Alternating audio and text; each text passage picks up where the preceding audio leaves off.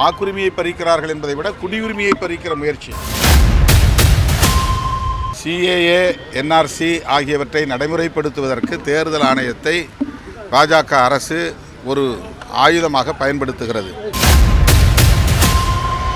அதிமுக மற்றும் அதன் கூட்டணி கட்சிகள் இந்த ஆபத்தை புரிந்து கொள்ளாமல் பாஜகவினுடைய முயற்சிக்கு துணை போவது சிறுபான்மை மக்களுக்கு எதிரான ஒரு நடவடிக்கை என்பதை விடுதலை சிறுத்தைகள் கட்சி சுட்டிக்காட்டுகிறது.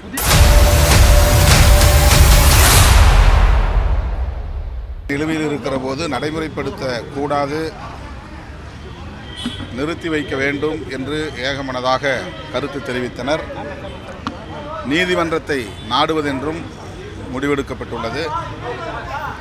தேவைப்பட்டால் பின்னர் திமுக தலைமையிலான கூட்டணி கட்சிகள் ஒன்று சேர்ந்து போராட்டத்தை முன்னெடுக்கலாம் என்கிற கருத்தும் முன்வைக்கப்பட்டது.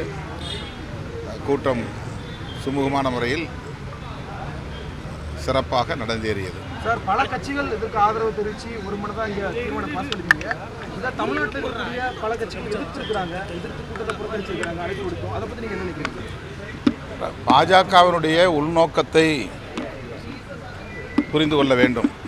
அவர்கள் இது வாக்காளர் பட்டியலை சீர் செய்வதற்காக மேற்கொள்ளவில்லை. CAA, NRC ஆகியவற்றை நடைமுறைப்படுத்துவதற்கு தேர்தல் ஆணையத்தை பாஜக அரசு ஒரு ஆயுதமாக பயன்படுத்துகிறது. இந்த உள்நோக்கத்தை புரிந்து கொண்டு இதை நாம் எதிர்க்க கடமைப்பட்டவர்களாக இருக்கிறோம். விடுதலை சிறுத்தைகள் கட்சி இதை இந்த கூட்டத்திலே அழுத்தமாக பதிவு செய்திருக்கிறது. அதிமுக மற்றும் அதன் கூட்டணி கட்சிகள் இந்த ஆபத்தை புரிந்து கொள்ளாமல் பாஜகவினுடைய முயற்சிக்கு துணை போவது சிறுபான்மை மக்களுக்கு எதிரான ஒரு நடவடிக்கை என்பதை விடுதலை சிறுத்தைகள் கட்சி சுட்டிக்காட்டுகிறது. புதிய கட்சி தாவேகாவை எதிர்த்திருக்கிறாங்க. விஜய் அவர்கள் ஒரு அறிக்கையை வெளியிட்டிருக்காரு.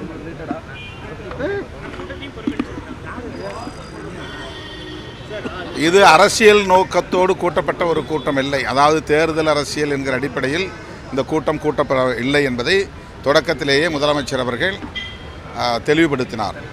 இது தமிழ்நாட்டின் நலன் கருதி, தேச நலன் கருதி நாம் முன்னெடுத்திருக்கிற ஒரு முயற்சி. பாஜக இதை ஒரு உள்நோக்கத்தோடு நடைமுறைப்படுத்த முன்வந்திருக்கிறது. அதாவது NRC என்கிற நேஷனல் அந்த குடிமக்கள் உரிமை பதிவேடு, குடியுரிமை சட்டம், அந்த பதிவேடை நடைமுறைப்படுத்துகிற ஒரு முயற்சியாக தேர்தல் ஆணையத்தை இது பயன்படுத்துகிறது என்பதுதான் உண்மை. அவர்கள் கேட்கிற ஆவணங்கள் ஒவ்வொன்றும் பிறந்த தேதி, முகவரி, குடியுரிமைக்கான ஆதாரம், இதுதான் மிக முக்கியமாக அவர்கள் முன்வைக்கிற கருத்தாக இருக்கிறது. எனவே குடியுரிமையை, வாக்குரிமையை பறிக்கிறார்கள் என்பதை விட குடியுரிமையை பறிக்கிற முயற்சி. இதை புரிந்து கொண்டுதான் SIR இப்போது தேவையில்லை என்கிற கருத்தை நாங்கள் முன்வைத்திருக்கிறோம். உச்சநீதிமன்றத்தில் வழக்கு தொடுத்திருக்கிறோம். மேலும் இது தொடர்பான வழக்கை தொடுப்பதற்கு தயாராக இருக்கிறோம்.